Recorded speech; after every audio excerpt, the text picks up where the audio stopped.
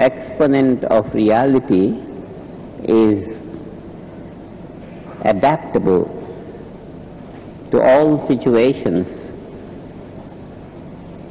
because truth is found adopting itself on all levels of life all the time. There is that absolute level of truth applicable to the transcendental area, unboundedness. There are so many relative levels of truth. Truth. This red is the truth of the rose, and this hardness and this pale green is the truth of the stem, this flatness, this size, this long, this width, this thin. This is the truth of the leaf. Different truths in the relative, and one truth, ultimate one truth at the transcendental level, at the basis of all relative truths.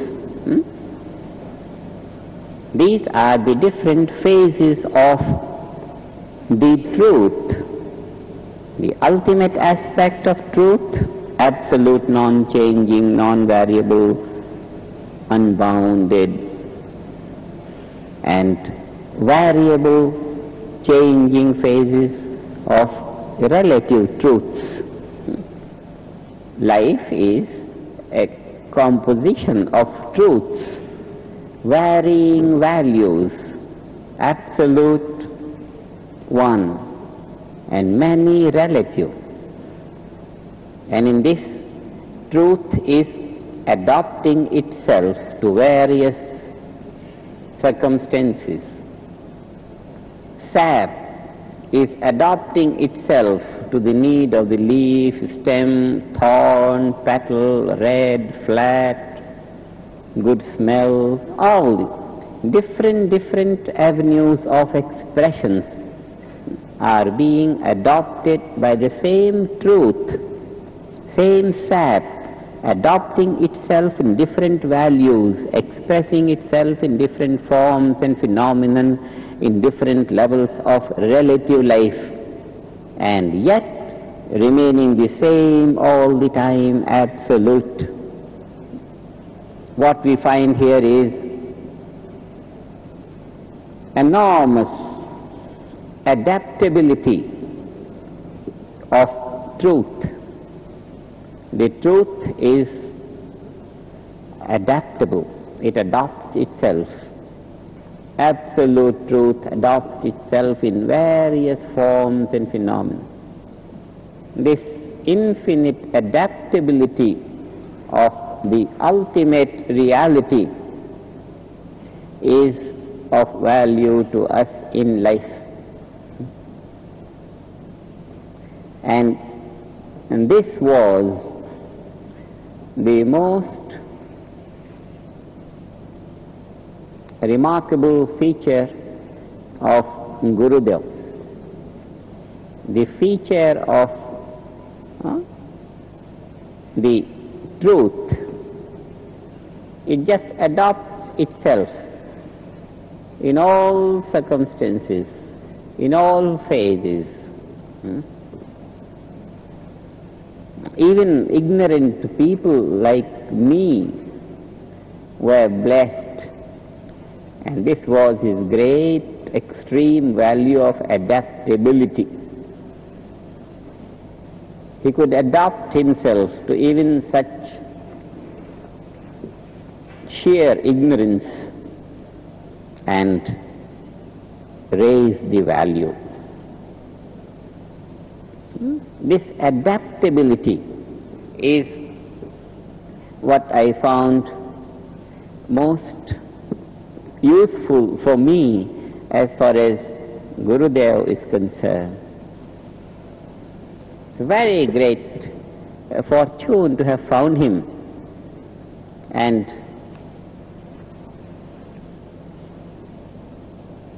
from the time I had a glimpse of him. It was a flashy glimpse of light.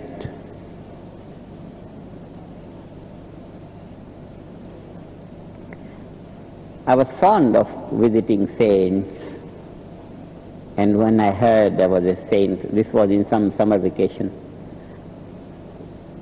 some saint has come, but it's very difficult to approach him, and he's far away, and all that. Then I made more inquiries, where is he and what. Then I found one can only see him about midnight or something, because no one is allowed to go there, and you have to go in all darkness without making noise and all kinds of things. I made some friends here and there, and just we went there, and on a small house somewhere far in the forest somewhere, there was a terrace, small terrace, and there it was all dark, absolutely dark. About 10 or 11 we arrived there, I and some one or two more. And there was a brahmachari on the ground floor. He said, "How you are here, and who told you, and you are not expected to come?" And he says, "So maybe we forgot our way and we are here. And tell us something like that." And tell us about this saint, and we want to hear. And he said, don't talk, just sit quiet here. And he disappeared. He went up, and after about half an hour he came back. He said, "Follow me very quietly." He said, all right. We quietly went up. There was nothing to see, it's all dark, and somehow we felt someone was sitting on a sort of chair or something, reclining, comfortable. We sat down quietly. We found 2-3 other men were also sitting. No one was talking, whispering. It's all dark, everything. It so happened, about maybe 15-20 minutes passed, and it happened that far distance a car was coming, and it showed the light on the terrace, and that was the first sight of Gurudev.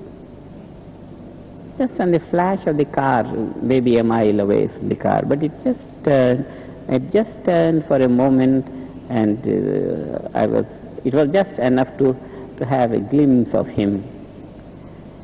And then I thought, yes, it seems the time has come. That one glimpse of a flashy light, and that was enough to take decisions. Then I came, and I said, could I not be at your service? I said, what you are doing? Studying. Better finish your studies, and then where you will be, you will find me somewhere. All right. I could hardly finish my things. By that time, it was heard that he has become the Shankaracharya of Jyotirmat. To become a Shankaracharya is a democratic thing.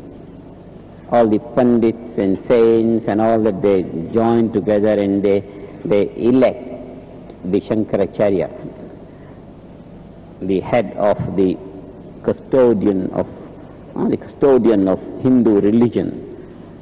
And the seat was in the north, in the Himalayas, deep in the Himalayas, about 160 miles from Rishikesh, from our academy. And 160 miles in the Himalayas means about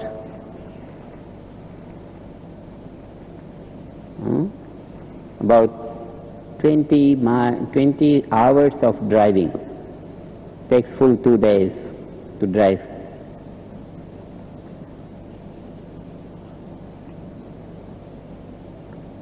When he became Shankaracharya, he was easily accessible.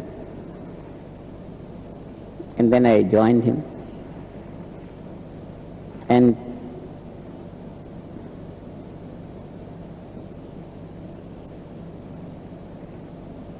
I remember it took me about 2.5 years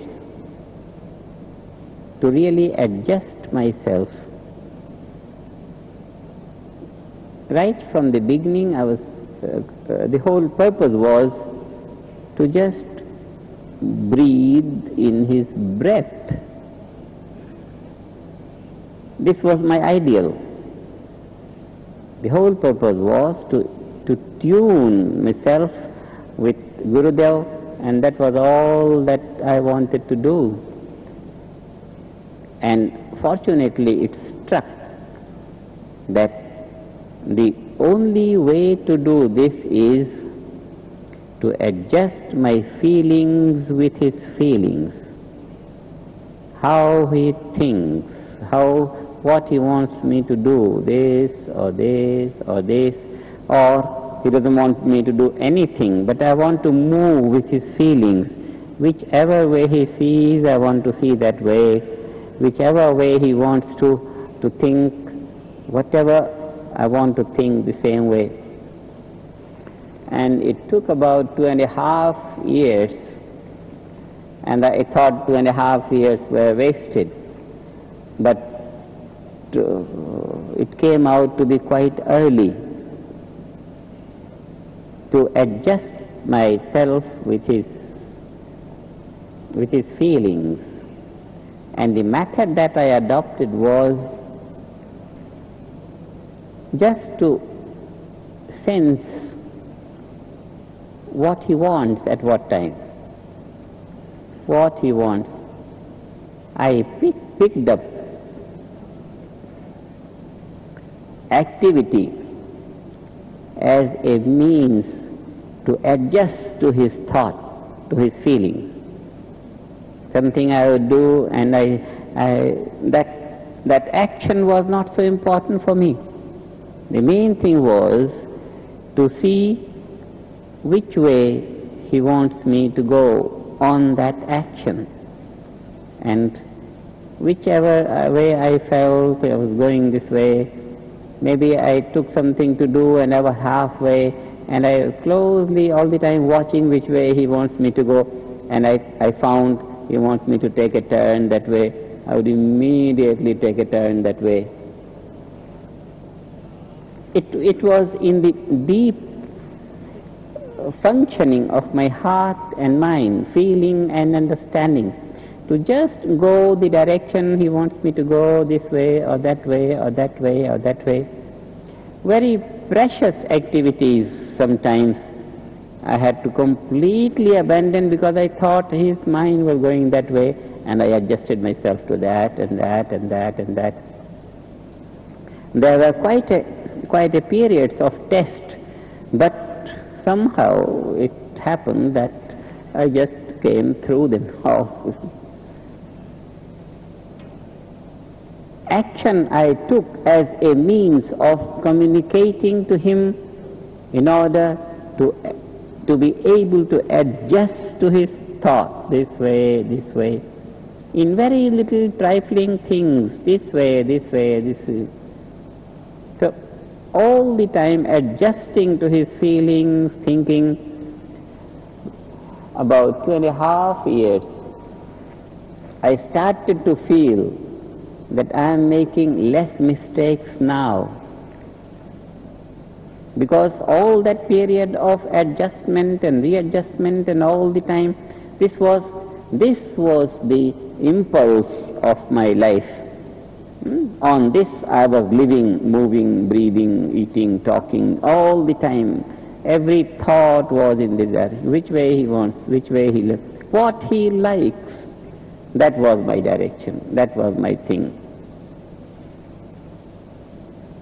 Activity. I had to create an action to see his reaction and then follow his reaction. And when that was done, fine, I had to create. Hardly he would ever have asked me to do anything. And when I found it,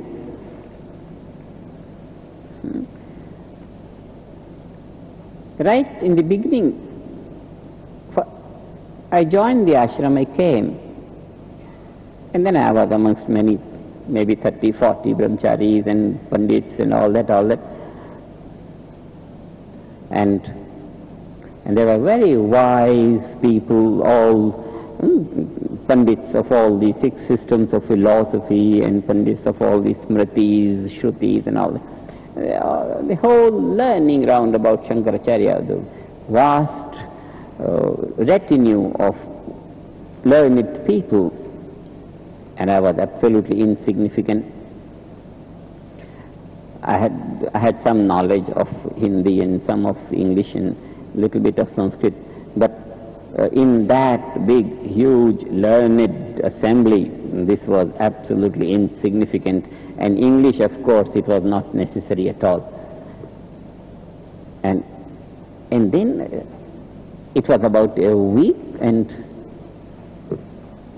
as everyone in the morning would go and do the prostrations and come out, and then there was nothing to do.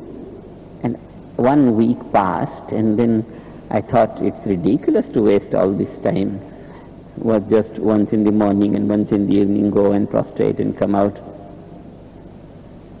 So I met friend with a man who was cleaning his room, something like that, adjusting his table, this.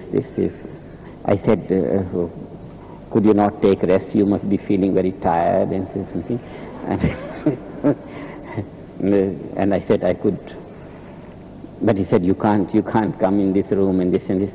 But I said, maybe when Gurudev is not here, when he's taking his bath, and I could clean and something.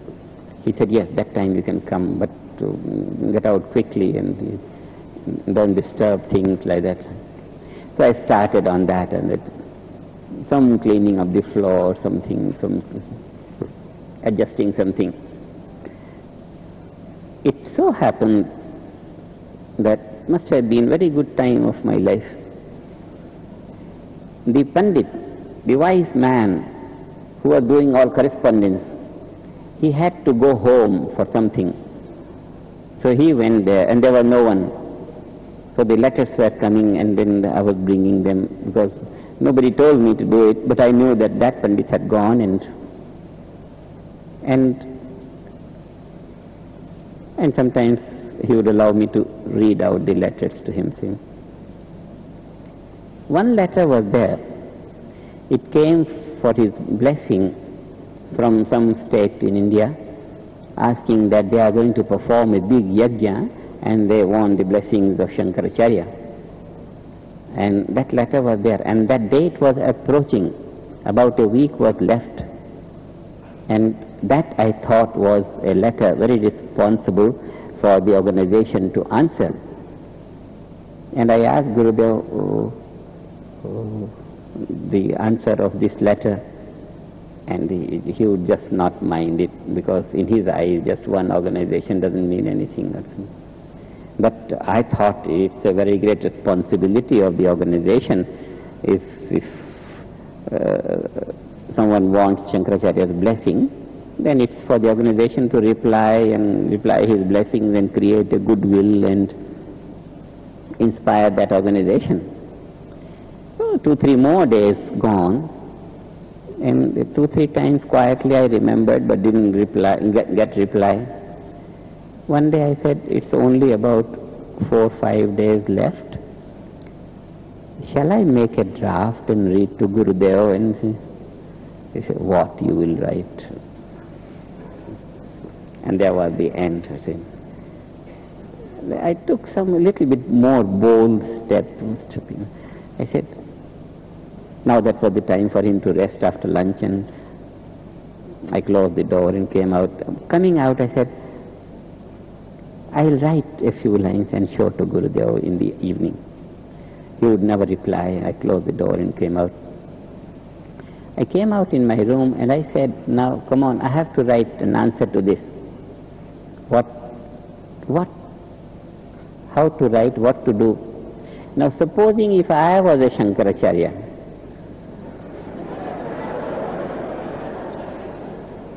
what I will say in that letter. And I just imposed the Shankaracharya-ship on myself. And I said, yes, all the religious organizations look to Shankaracharya, head of the religion. The main thing is that they should get inspiration from the blessing of Shankaracharya as an organization doing this great yajna, inspiring the people in the locality for religious life.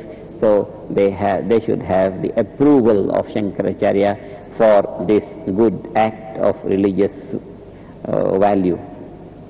I somehow wrote. And in the evening, it was just a very short thing, because nothing very long has to go from Shankaracharya. Is a great authority on religion. So very short inspiration. I made some few lines. In the evening, when I opened the door and I read out that thing in one simple breath quickly, and it sounded so apt, so appropriate. And then he said, will these people get it if you write and send it? I said, yes, they can get it. It's yet 4 days. And that's all that he said.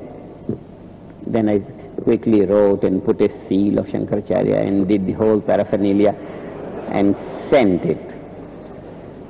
From that day, probably I gave an impression that I could write something useful. That was the first thing. And from there, the letters came to me for replying, and I was replying, and sometimes reading to him.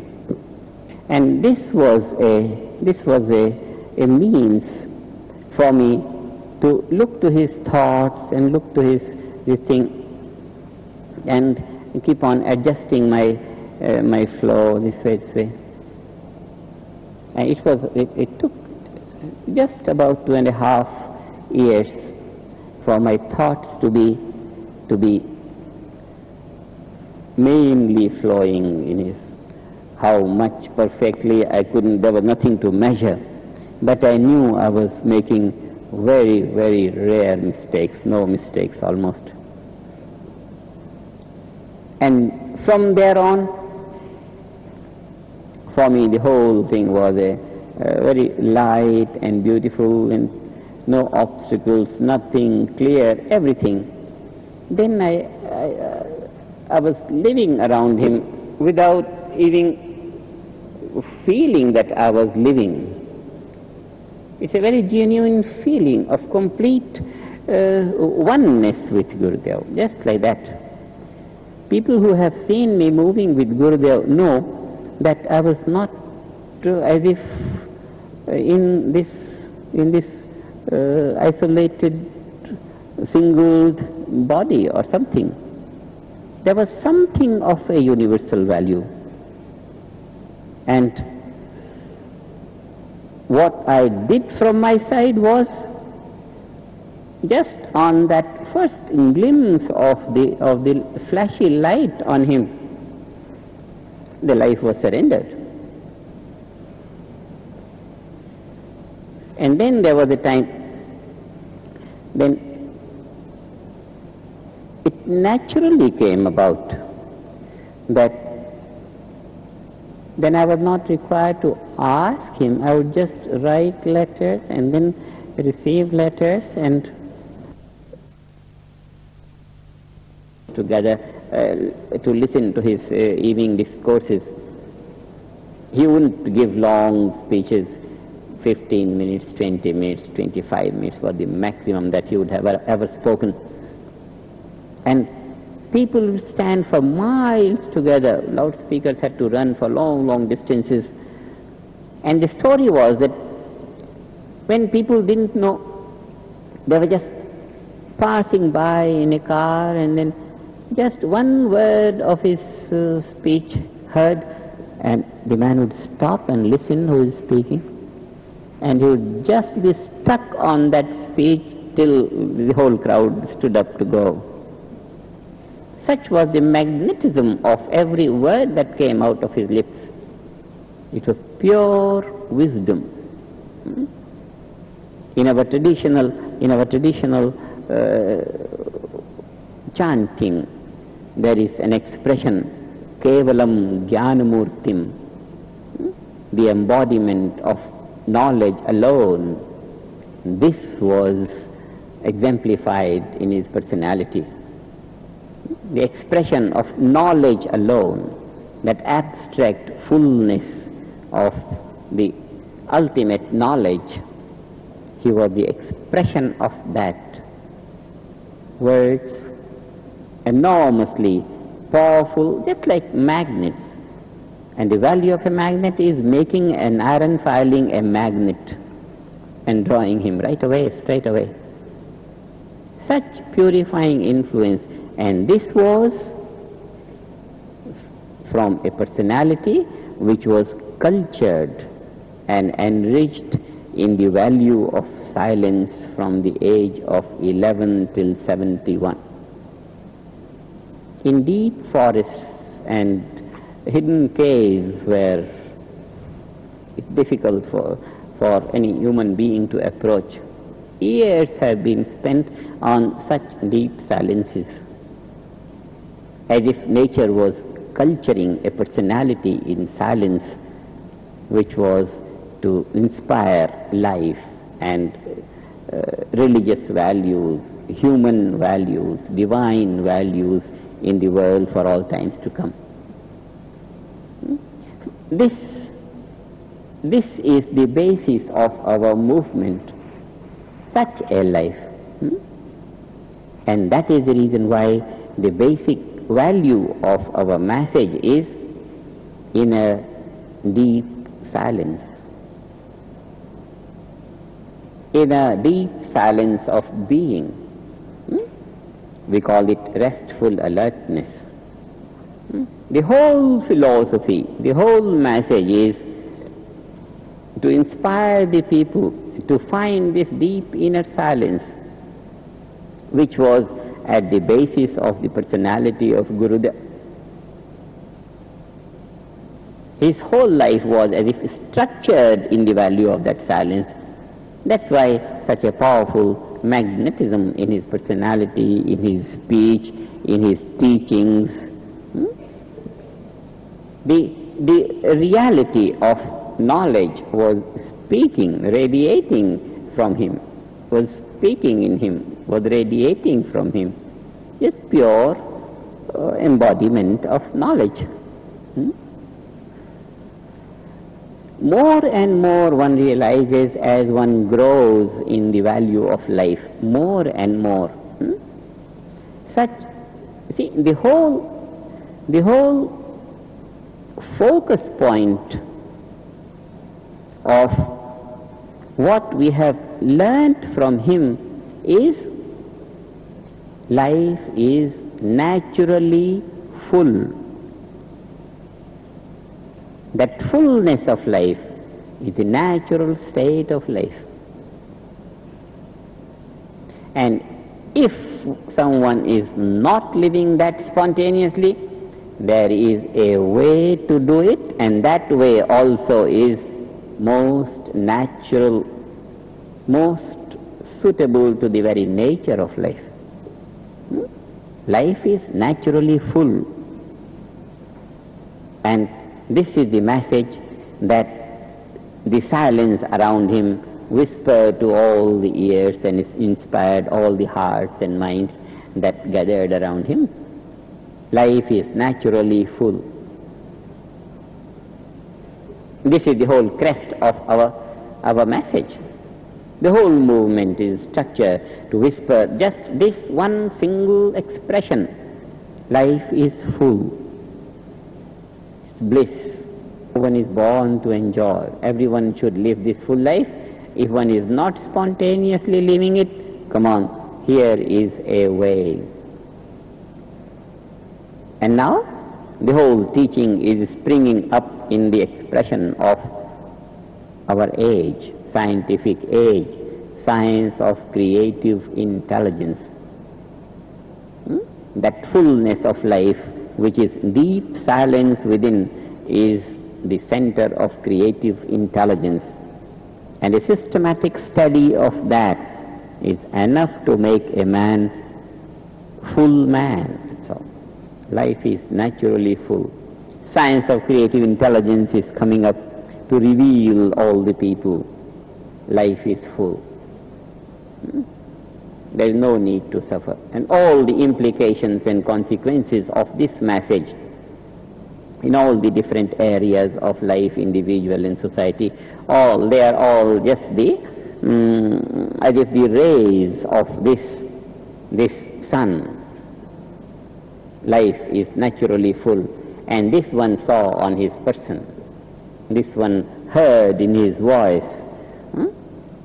Life is naturally full. Today, which is the day of full moon, beautiful.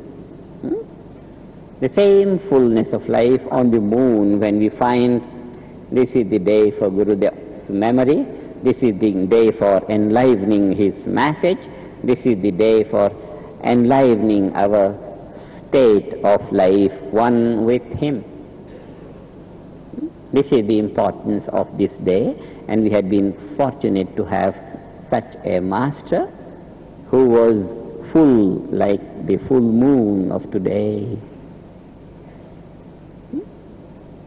We'll make our offerings at his feet today, very special,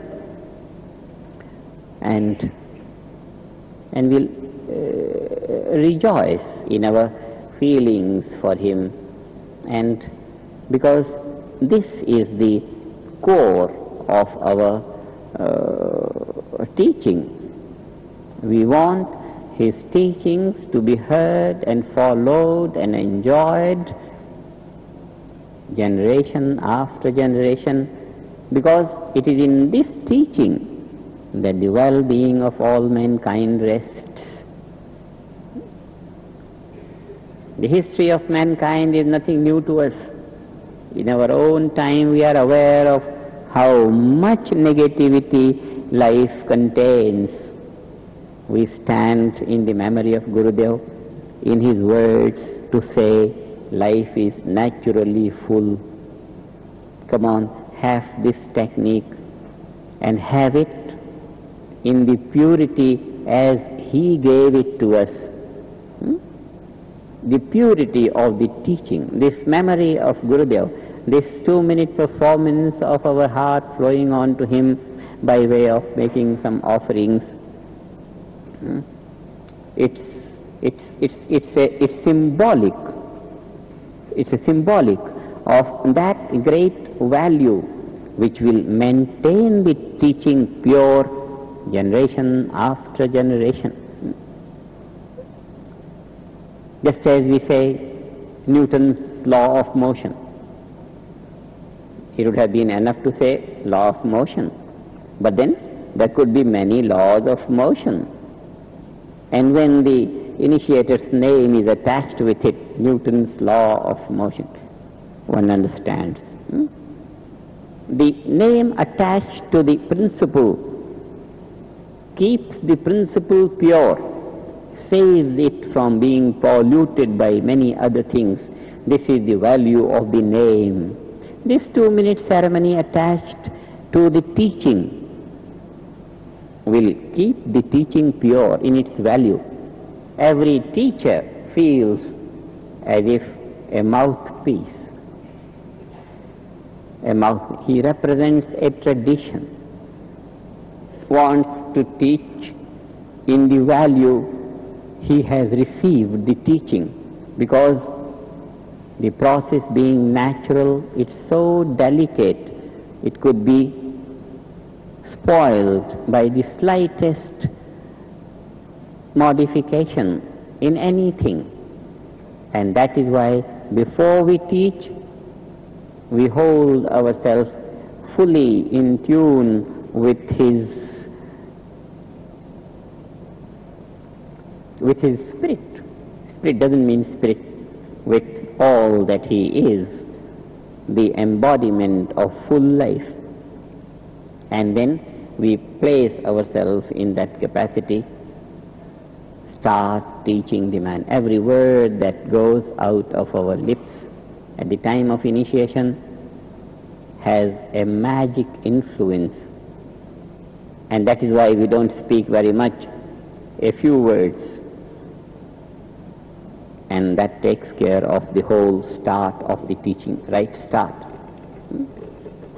So all our teaching is centered in that style which will keep it pure. And by keeping it pure, it will remain effective. Effective. We want to reap the advantage of effectiveness of TM, and that will automatically be by keeping the teaching pure. When we know the tradition, great many things are there to be learned and to be told and to be incorporated in our practice. But this day of full moon and attributed to Gurudev gives us the message that life is naturally full. And on that level, we start to expound the reality. Even when we expound the realities of relative life,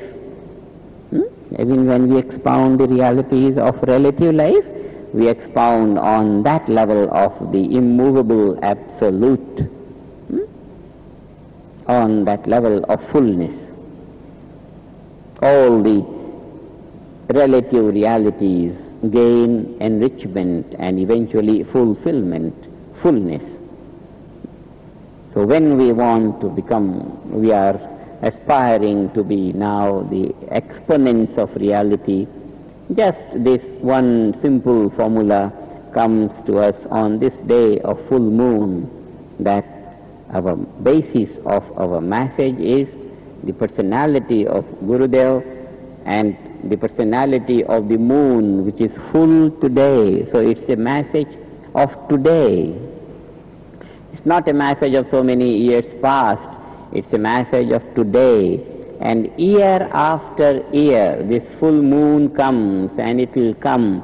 And every time on this full moon day, the message will be the message of the day. And this is the significance of observing this day year after year, so that every year one finds the message is the message of today. It's not an old message of old times. No, it's the message of today. It's the message of full moon, the message of fullness of life. This is the significance of this day, and this will remain year after year. The full moon on this day will come to remind us that this message of fullness of life is the message of today. And then it will continue for this year till the full moon comes again to say, this is the message of today. This brings this message of eternity to the limitations of time, so that every time will have the message as a fresh message of that time. It's a beautiful tradition of observance. We observe the day, and today we had that silence. It was so fortunate. Today we had that silence in which Gurudev's personality was structured, in which that absolute phase of life is structured, in that fullness in which the structure of the moon today is structured. So the whole thing now remains in union with us. The whole principle, the whole message, the whole yearly historical sequence of this fullness of life and this message, the whole thing now today is very, very intimate to our life. It happened to be that way, Thursday and full moon. It's a beautiful thing. The whole occasion is just symbolic to Gurudev and his life.